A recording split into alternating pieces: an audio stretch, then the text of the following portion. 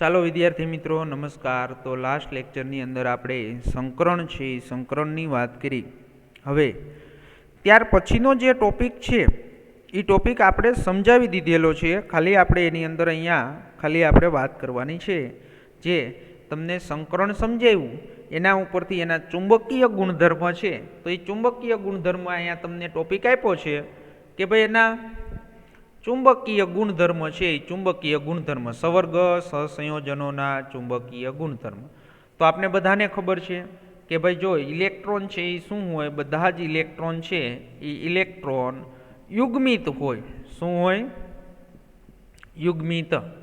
તો ઇલેક્ટ્રોન યુગ્મિત હોય તો એ સંકીર્ણ સંયોજન છે, તો એ સંકીર્ણ સંયોજનનો સ્વભાવ કેવો થાય? ઇલેક્ટ્રોન યુગ્મિત હોય તો પ્રતિચુંબકીય। તો સ્વભાવ કેવો થાય? પ્રતિચુંબકીય। અને જ્યારે ઇલેક્ટ્રોન છે એ શું હોય? તો ઇલેક્ટ્રોન અયુગ્મિત હોય। શું હોય? ઇલેક્ટ્રોન અયુગ્મિત। તો ઇલેક્ટ્રોન અયુગ્મિત હોય ત્યારે એનો સ્વભાવ છે એ કેવો થાય? તો સ્વભાવ છે અનુચુંબકીય થાય। તો હવે એના બધાય તમને ઉદાહરણ આપ્યા છે, અને જે વાત આપણે છે એ આગળના ટોપિકની અંદર કરી ગયા છે, પણ ખાલી એની પ્રાથમિક માહિતી છે, તો એ પ્રાથમિક માહિતી આપણે જોઈ લઈએ। હાલો, તો એની અંદર સવર્ગ સંયોજનોની ચુંબકીય ચાક માત્રા ચુંબકીય ગ્રહણશીલતાના પ્રયોગ દ્વારા આપી શકાય છે, અને આના પરિણામોના ઉપયોગ ધાતુ સંયોજનો માટે સ્વીકારેલ રચના વિશે માહિતી મેળવવામાં કરી શકાય। તો એની અંદર પ્રથમ સંક્રાંતિ શ્રેણી છે, તો એ શ્રેણીની ધાતુના સવર્ગ સંયોજનોની ચુંબકીય માહિતીના છે વિવેચનાત્મક અભ્યાસે કેટલી ગૂંચવણ છે એ પ્રગટ કરી છે કે ભાઈ ડી કક્ષકોમાં 3 ઇલેક્ટ્રોન સુધીના ધાતુ આયનો જેવા કે, તો જો એની અંદર શું કીધું કે ભાઈ Ti+3 એટલે તમે એની ઇલેક્ટ્રોનીય રચના લખશો ને એમાંથી 3 ઇલેક્ટ્રોન દૂર કરશો એટલે એની અંદર છે ડીની અંદર 1 ઇલેક્ટ્રોન થશે। વેનેડિયમ+3 એટલે D², ક્રોમિયમ+3 એટલે D3, જેમાં અષ્ટફલકીય આકાર મેળવવાના સંકરણ કરવા માટે 4s અને 4p કક્ષકો સહિત 2 ખાલી ડી કક્ષક પ્રાપ્ય છે। અને આ મુક્ત આયનો અને તેમની સવર્ગ સ્પીસીઝની ચુંબકીય વર્તણૂક સરખી છે। જ્યારે 3 કરતાં વધારે ડી ઇલેક્ટ્રોન હાજર હોય છે ત્યારે અષ્ટફલકીય સંકીર્ણ છે એ સંકરણ માટે 3D કક્ષક છે એનું જરૂરી યુગ્મ સીધું હુન્ડના નિયમ પ્રમાણે મળી રહેતું નથી। તો આમ D4 ક્યારે આવે? Cr+2માં, અને Mn+3 ની અંદર। D5 ક્યારે આવશે? Mn+2 Fe+3માં। D6 ક્યારે આવશે? 6 ઇલેક્ટ્રોન Fe+2 અને CO+2ના કિસ્સામાં। ખાલી ડી કક્ષકની એક જ જોડ માત્ર 3D કક્ષકોના ઇલેક્ટ્રોનના યુગ્મીકરણથી પ્રાપ્ય થાય છે। તેથી અનુક્રમે 2, 1 અને 0 અયુગ્મિત ઇલેક્ટ્રોન શું થાય છે? બાકી રહે છે। તો એની અંદર ડી કક્ષકની અંદર શું થશે? તો ડી કક્ષકની અંદર 2, 1 અથવા 0 અયુગ્મિત ઇલેક્ટ્રોન છે એ શું થશે? તો અયુગ્મિત ઇલેક્ટ્રોન છે એ બાકી રહેશે। એટલે ચુંબકીય છે એ ચુંબકીય માહિતી ઘણા કિસ્સાઓમાં મહત્તમ એટલે વધુમાં વધુ ભ્રમણ યુગ્મન ખાસ કરીને D6 આયન ધરાવતા સવર્ગ સહસંયોજનો સાથે સહમત થાય છે, પરંતુ D4 અને D5 આયન ધરાવતી સ્પીસીઝ સાથે ગૂંચવણો જણાય છે કે ભાઈ એની અંદર તમને એક ઉદાહરણ આપ્યું છે MnCN6-3 ની અંદર 2 અયુગ્મિત ઇલેક્ટ્રોન છે ની ચુંબકીય ચાક માત્રા ધરાવે છે, જ્યારે MnCl6-3 ની અંદર 4 અયુગ્મિત ઇલેક્ટ્રોનની અનુચુંબકીય ચાક માત્રા ધરાવે છે। અને FeCN6-3 આપણે ભણી ગયાની ચુંબકીય ચાક માત્રા એક જ અયુગ્મિત ઇલેક્ટ્રોન જેટલી છે, જ્યારે FeF6 ની અંદર 5 અયુગ્મિત ઇલેક્ટ્રોનની અનુચુંબકીય ચાક માત્રા ધરાવે છે। તો એ તો આ બધાને આપણે સંકરણ નક્કી કરીએ બધા સંયોજનોના, એટલે એની અંદર તમને ખબર પડી જાય કેટલા અયુગ્મિત ઇલેક્ટ્રોન છે, અને સૂત્રની ઉપરથી એની શું તમે શોધી શકો? ચુંબકીય ચાક માત્રા શોધી શકાય। તો COF6-3 ચાર અયુગ્મિત ઇલેક્ટ્રોન સાથે અનુચુંબકીય ગુણધર્મ ધરાવે છે. તો એ આપણે હમણાં જ જોયું. COF6-3 છે એની અંદર ચાર અયુગ્મિત ઇલેક્ટ્રોન સાથે શું કરે છે? અનુચુંબકીય ગુણધર્મ ધરાવે છે. જ્યારે આ સંયોજનનું તમે સંકરણ નક્કી કરશો COC2O4 3 કેવું છે? પ્રતિચુંબકીય છે. તો આ દેખીતી વિસંગતતા સંયોજકતા બંધન સિદ્ધાંત વડે આંતરકક્ષીય અને બાહ્ય કક્ષીયની છે એ રચનાના આધારે સમજાવી શકાય છે.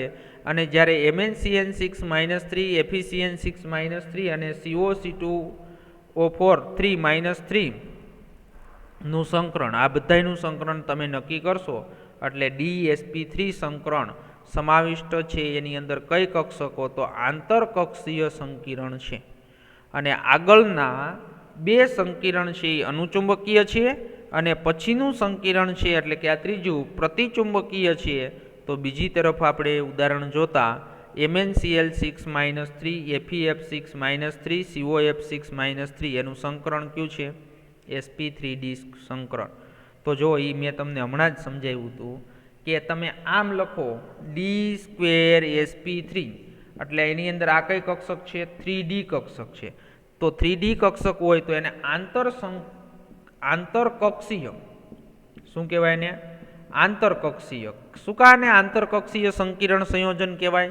તો આંતરકક્ષીય સંકીર્ણ સંયોજન એટલા માટે કહેવાય કે આ 3D કક્ષક છે, આ 4s કક્ષક છે અને આ 4p કક્ષક છે. અને જો તમે આમ લખો sp3d2 તો આ શું થશે? તો આ છે એ 4D કક્ષક થશે. તો આ કઈ કક્ષક થઈ? બાહ્ય. તો એની અંદર છે એ બાહ્ય છે એ બાહ્ય કક્ષક હોવાના કારણે એને શું કહેવાય? તો એને કહેવાય બાહ્ય કક્ષકીય સંકીર્ણ. તો એને આપણે કોના તરીકે? બાહ્ય છે એ કક્ષકીય સંકીર્ણ છે એ સંકીર્ણ છે તેમ કહી શકાય. ઓકે વિદ્યાર્થી મિત્રો, હાલો તો એ જે છે એ ધરાવતા બાહ્ય કક્ષકીય સંકીર્ણ છે અને તે કેવા હોય? અનુચુંબકીય. કારણ કે 3D કક્ષકની અંદર અયુગ્મિત ઇલેક્ટ્રોન હોય જે અનુક્રમે 4 હોય, 5 હોય અને 4 અયુગ્મિત ઇલેક્ટ્રોનને છે એ શું છે? અનુરૂપ છે. ઓકે વિદ્યાર્થી મિત્રો, સમજણ પડી? હવે આપને આગળ એક કોયડો આપેલો છે તો એ કોયડાની પણ વાત કરી દઈએ. તો કોયડાની અંદર તમને સમજાયું છે 9.7 MnBr4-2 ની ફક્ત ભ્રમણ ચુંબકીય ચાક માત્રા 5.9 bm છે અને સંકીર્ણ આયનની ભૂમિતિનું છે એ શું કરવાનું છે? પ્રાકકથન કરવાનું છે. તો તમને તરત જ ખબર પડી જાય Br4 છે તો આ સંકીર્ણ સંયોજનનો સવર્ગાંક છે એ સવર્ગાંક મેં તમને આગળ વ્યાખ્યા આવી ત્યારે કીધું હતું કે આનો સવર્ગાંક કેટલો છે? 4 અયુગ્મિત ઇલેક્ટ્રોનનું શું કરે છે? દાન કરે છે. એટલે એનો સવર્ગાંક છે એ સવર્ગાંક કેટલો થશે? તો એનો સવર્ગાંક 4. તો હવે સવર્ગાંક 4 હોય તો એની અંદર બે પ્રકારની શક્યતા હોય. જો સંકરણ છે એ સંકરણ sp3 સંકરણ હોય તો એનો આકાર સમચતુષ્ફલકીય થશે. કેવો આકાર થશે? સમચતુષ્ફલકીય. અને જ્યારે એનો છે આ સંકરણ dsp2 સંકરણ હોય ત્યારે એનો આકાર છે એ કેવો થશે? તો ત્યારે એનો આકાર સમતલીય ચોરસ. કેવો આકાર થશે? સમતલીય ચોરસ. ઓકે, તો એની અંદર Mn+2 આયન છે તો એ આયનનો સવર્ગાંક છે એ સંકીર્ણ આયનમાં 4 હોવાથી તે કાં તો સમચતુષ્ફલકીય એટલે કે sp3 સંકરણ ધરાવે અથવા સમતલીય ચોરસ એટલે કે dsp2 સંકરણ હોઈ શકે. પરંતુ સંકીરણની ચુંબકીય ચાક માત્રા 5.9 bm હોવાથી હકીકતના કારણે તે આકારમાં સમતલીય ચોરસને બદલે સમચતુષ્ફલકીય હોવો જોઈએ. શું કા?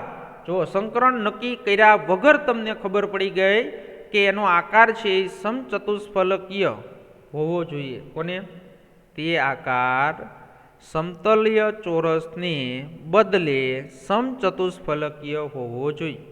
જો μ ચુંબકીય ચાક માત્રા 5.9 bm હોય એટલે એની અંદર ડી કક્ષકની અંદર વિદ્યાર્થી મિત્રો એક વસ્તુ યાદ રાખજો. જો આવા MCQ બુદ્ધિનો ઉપયોગ કરી અને આવા MCQ પૂછાય. આ MCQ જો બોર્ડની પરીક્ષાની અંદર પૂછાણો હોય ને તો આ MCQ કેવી રીતે નીટની પરીક્ષાની અંદર તો નીટની પરીક્ષાની અંદર આ MCQ એવી રીતે પૂછાય, MnBr4-2 ની ભ્રમણ ચુંબકીય ચાક માત્રા 5.9b આપેલી છે, તો તે સંકીર્ણ આયનની ભૂમિતિ અથવા તો સંકીર્ણ છે એનો આકાર કયો? તો બધા જ વિદ્યાર્થી મિત્રો શું કરશે કે ભાઈ આપણે જે આગળના લેક્ચરની અંદર તમને સમજાવ્યું એ પ્રમાણે બધા જ વિદ્યાર્થી મિત્રો છે એ બોલપેન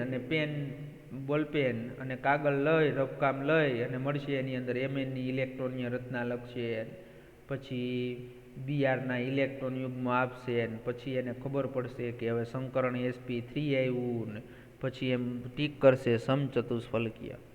પણ જો આપને ખ્યાલ હોય તો તરત જ ખબર પડી જવી જોઈએ કે એની ચુંબકીય ચાક માત્રા અહીંયા 5.9bm આપેલી છે, એટલે એની અંદર એની ડી કક્ષકની અંદર અયુગ્મિત ઇલેક્ટ્રોનની સંખ્યા 5 હોય તો સંકરણ કોઈ દિવસ dsp2 સંકરણ ન થાય. એટલે આ MCQ ખાલી વાંચવો જ પડે, તરત જ ખબર પડી જાય કે એનું સંકરણ હંમેશા sp3 હોય. તો કે ભાઈ એનું કારણ છે ડી કક્ષક હોય એની પેટા કક્ષક કેટલી હોય? તો કે ડી કક્ષકની પેટા કક્ષક 5 હોય.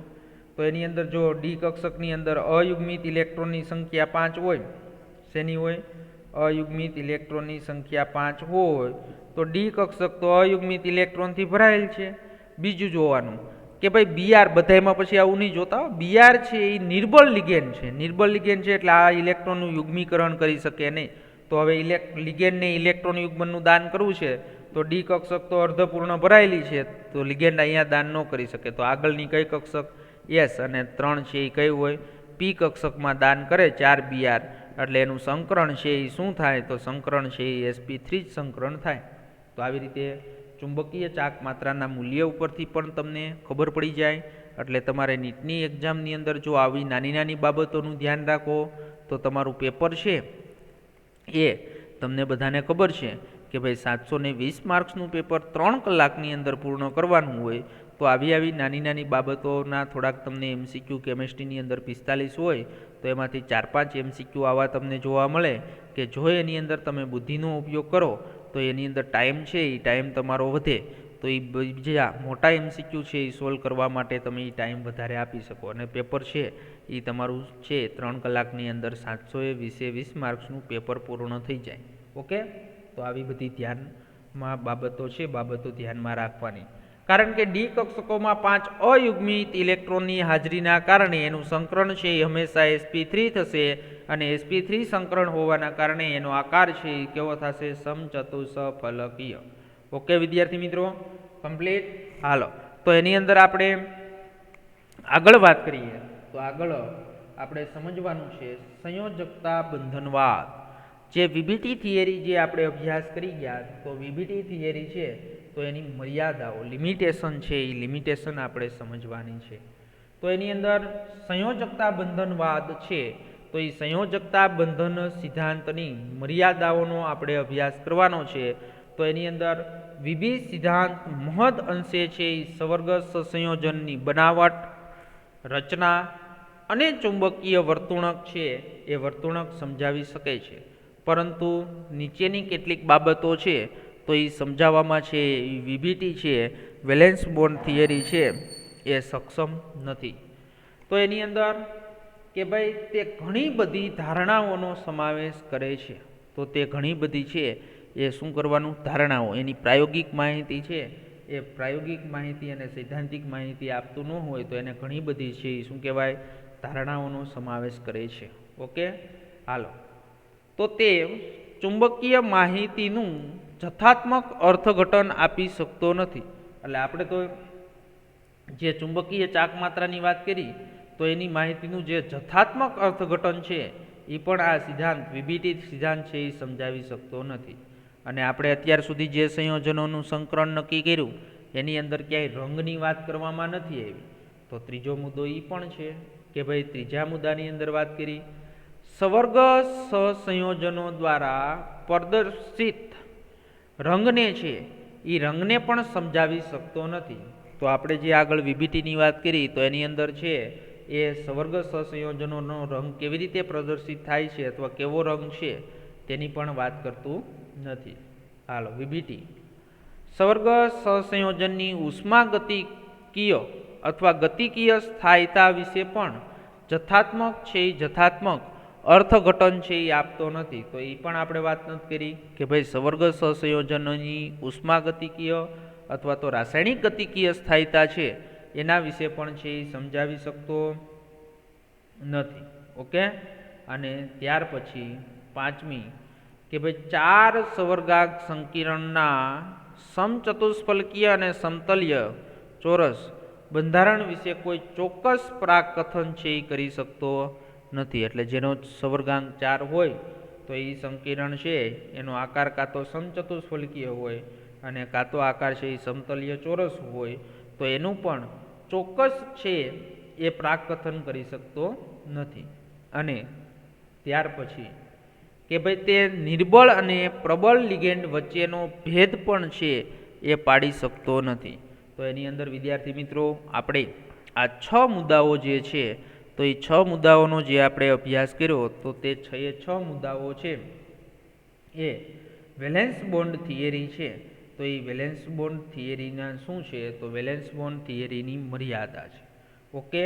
તો વિદ્યાર્થી મિત્રો આપણે જે સવર્ગ સહસંયોજનો છે એના ચુંબકીય ગુણધર્મની વાત કરી અને વીબીટી છે તો એ વીબીટીની આપણે છે એ વાત કરી.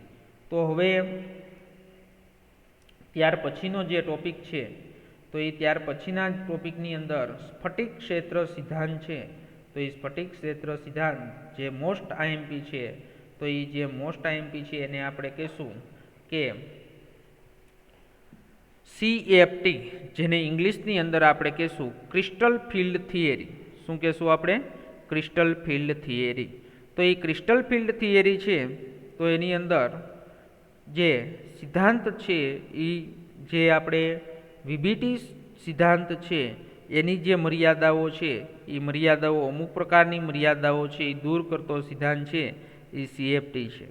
તો એ CFT જે સિદ્ધાંત છે એ આપણે આવતા લેક્ચરની અંદર છે એ આવતા લેક્ચરની અંદર અભ્યાસ કરીશું. કારણ કે એ આખો પ્રશ્ન છે એ એક સાથે છે. તો એની અંદર સમચતુષ્ફલકીય સંયોજનો અને અષ્ટફલકીય સંયોજનો છે તો તે સંયોજનોના આપણે CFT વિશે છે ક્રિસ્ટલ ફિલ્ડ થિયરી છે એના વિશે આપણે શું કરવાનું છે તો એના વિશે છે એ આપણે અભ્યાસ છે એ અભ્યાસ કરવાનો છે. તો આવતા લેક્ચરની અંદર વિદ્યાર્થી મિત્રો CFT છે એનો અભ્યાસ કરશું. તો એની અંદર આપણે તમને મેં કીધું હતું કે ભાઈ સંકીર્ણ સંયોજનો છે તો એ સંકીર્ણ સંયોજનોનું IUPAC નામકરણ છે એ IUPAC નામકરણ તમને આવડવું જોઈએ. તો એ IUPAC નામકરણ છે એ નામકરણ તમને આવડવું જોઈએ. તો વિદ્યાર્થી મિત્રો જે મેં આગળના લેક્ચરની અંદર સમજાવ્યું તે અને જે એના નિયમો છે એ જૂની ટેક્સ્ટબુકના જે નિયમો મેં તમને મોકલેલા છે તો એ વ્યવસ્થિત રીતે કમ્પ્લીટ છે એ કમ્પ્લીટ તૈયાર કરી નાખજો. અને એના ઉપરથી જે તમને વધારાના જે છે એ વધારાના પ્રેક્ટિસ કરવા માટે છે એ પ્રેક્ટિસ કરવા માટે આપેલા નામ છે તો એ પ્રેક્ટિસ કરવા આપેલા 100 જેટલા તમને નામ આપેલા છે તો એ 50 જેટલા તો એ બધા જ નામ છે એનું શું કરજો તમે પ્રેક્ટિસ છે એ પ્રેક્ટિસ કરજો. થોડાક આપણે 5 મિનિટ છે તો 2-5 જે નામ છે તો એ નામના તમને છે એ ઉદાહરણ છે એ ઉદાહરણ આપી અને થોડાક નામકરણ છે એ નામકરણની વાત કરીએ. હાલો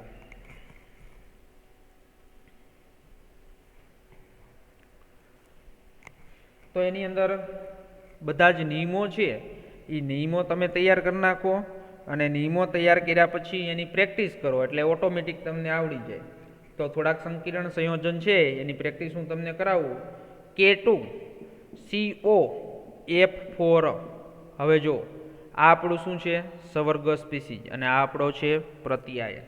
તો પહેલાં હંમેશા કોનું નામ લખાય તો એ બધાને તમને ખબર જ છે. પહેલાં હંમેશા ધન આયન લખાય એટલે કે શું છે એટલે પોટેશિયમ. તો ત્યાં ડાયપોટેશિયમ નથી લખવાનું હો, જે હોય ખાલી ધન આયનનું જ નામ લખવાનું છે પોટેશિયમ.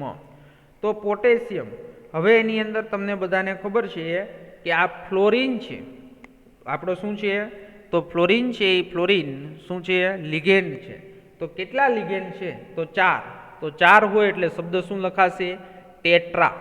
પછી છે ફ્લોરિન એટલે એને છે એ પ્રત્યય શું લાગશે તો પ્રત્યય આયોડો, તો એની અંદર છે એ શું કહેશું આપણે ફ્લોરાઇડો. શું કહેશું આપણે ફ્લોરાઇડો, ફ્લોરાઇડો. હવે એની અંદર આપણે શું કીધું છે, જો સંકીર્ણ ઋણ સ્પીસીઝ, તો આ ધન હોય તો સંકીર્ણ છે એ સવર્ગ સ્પીસીઝ છે એ કેવી હોય ઋણ, તો પ્રત્યય શું લગાડવાનું એટ. તો એની અંદર છે કોબાલ્ટ નહીં પણ આપણે અહીંયા પ્રત્યય છે એ શું લગાડશું કોબાલ્ટેટ. શું લગાડશું કોબાલ્ટેટ, કોબાલ્ટેટ. તો કોબાલ્ટેટ લગાડશું. હવે કોબાલ્ટની પાછળ રોમન આંકડાની અંદર શું લખવાનું છે ઓક્સિડેશન અવસ્થા. જો મારે ખાસ આ તમને સમજાવવું છે. K2 એટલે આનું આયનીકરણ કરો એટલે શું થાય 2K+, એટલે અહીં +2 થયું પ્લસ. હવે આખું સવર્ગ સ્પીસીઝ છે એનું આયનીકરણ ન થાય એટલે COF4 અને અહીંયા ચાર્જ +2 છે તો અહીંયા ચાર્જ કેવો આવે -2. તો હવે કોબાલ્ટની ઓક્સિડેશન અવસ્થા શોધવી હોય તો -4, સામેની બાજુ જાય તો +4, +4 માંથી -2, તો અહીંયા CO+2. કોબાલ્ટની ઓક્સિડેશન અવસ્થા શું હોય +2. તો અહીંયા પાછળ તમારે રોમન આંકડાની અંદર છે એ શું કરવાનું છે તો રોમન આંકડાની અંદર તમારે એની અંદર +2 છે એ લખવાનું છે. ઓકે, હાલો બીજું ઉદાહરણ આપવું આવું જ K2NiCN4, K2NiCN4. હાલો જુઓ આ શું છે ધન આયન, તો ધન આયનનું નામ લખી નાખવાનું પહેલાં પોટેશિયમ લખાઈ ગયું. હવે આપણે એની અંદર વાત કરવી છે તો એની અંદર પહેલાં CN એટલે કેટલા છે 4 હોય એટલે એને શું કહેવાય ટેટ્રા. તો 4 છે એને આપણે શું કહેશું ટેટ્રા. પછી CN એટલે એને સાઇનો, ટેટ્રા સાઇનો. હવે એની અંદર તમને બધાને ખબર છે Ni, તો Ni છે એટલે એને શું કહેવાશે નિકલ, પણ પ્રત્યય એટ લાગે એટલે નિકલેટો. અને એની ઓક્સિડેશન અવસ્થા લખવાની છે તો એની ઓક્સિડેશન અવસ્થા પણ આપણે અહીંયા છે એ ગણવાની છે. તો એની ઓક્સિડેશન અવસ્થા છે એ શું થશે CN-4 ઉપરના જેવું જ છે એટલે એની પણ ઓક્સિડેશન અવસ્થા છે એ 2 થશે. ઓકે, આવડે બધાને. હાલો તો આવા બધા સંયોજનો કોમ્પ્લેક્સ છે તો એ કોમ્પ્લેક્સનું તમને શું આવડવું જોઈએ તો નામ છે એ નામ આવડવું જોઈએ. તો એની અંદર આવા ઘણા બધા ઉદાહરણો છે તો એ તમારે પ્રેક્ટિસ કરવાની છે. તો એની અંદર તમને આવા બધા જ જે સંયોજનો છે તો એ સંયોજનો તમને આવડવા જોઈએ. ઓકે, તો એની અંદર આવા જે સંયોજનો છે તો એ સંયોજનોની તમારે પ્રેક્ટિસ છે એ પ્રેક્ટિસ કરવાની છે. તો એની અંદર આપણે Na3AlF6 તો Na3AlF6 ની વાત કરીએ તો એની અંદર કોણ છે સોડિયમ, એટલે પહેલાં શું લખી નાખવાનું સોડિયમ. ઓકે, પછી એની અંદર છે શું કરશું આપણે તો એની અંદર છે એ કેટલા છે 6 એટલે શું થાય હેક્ઝા, તો હેક્ઝા. પછી છે ફ્લોરિન એટલે ફ્લોરાઇડો. ઓકે, અને પછી એની અંદર એલ્યુમિનિયમ પણ પ્રત્યય એટ લાગશે કારણ કે સવર્ગ સ્પીસીઝ ઋણ આયન છે એટલે શું થશે એલ્યુમિનેટ. શું થાય એલ્યુમિનેટ. હવે આ શું છે પ્લસ એટલે આ -3 થશે, 6 એટલે +6 -3 એટલે એની ઓક્સિડેશન અવસ્થા છે એ 3 થશે એટલે એને રોમન આંકડાની અંદર શું કરવાનું તો રોમન આંકડાની અંદર 3 લખવાનું. ઓકે વિદ્યાર્થી મિત્રો, સમજણ પડી ગઈ બધાને? તો હવે આપણે આ નામકરણ છે એની પ્રેક્ટિસ કરજો અને તૈયારી કરજો. અને ત્યાર પછી આવતા લેક્ચરની અંદર આપણે છે એ CFTનો છે એ શું કરશું તો CFTનો છે એ આપણે અભ્યાસ કરશું. એટલે સ્ફટિક ક્ષેત્રવાદ છે તો એ સ્ફટિક ક્ષેત્રવાદ અષ્ટફલકીય માટે અને સમચતુષ્ફલકીય માટે બંને માટે જોવાનું છે. અને ત્યાર પછી રંગની વાત કરવાની છે. તો હવે 3-4 લેક્ચરની અંદર આ ચેપ્ટર આપણું મોસ્ટ આઈએમપી છે તો એ મોસ્ટ આઈએમપી ચેપ્ટર છે એ પૂર્ણ થઈ જશે. ઓકે વિદ્યાર્થી મિત્રો, હાલો તો અહીંયા સુધી કમ્પ્લીટ તૈયાર કરી નાખજો. અને સાથે સાથે આ ચેપ્ટર પૂરું થશે પછી થોડાક મારે MCQ પણ તમને સમજાવવા છે તો એ આપણે ચેપ્ટર પૂરું થશે પછી થોડીક આપણે વધારે નીટ માટેના MCQની પણ વાત કરીશું.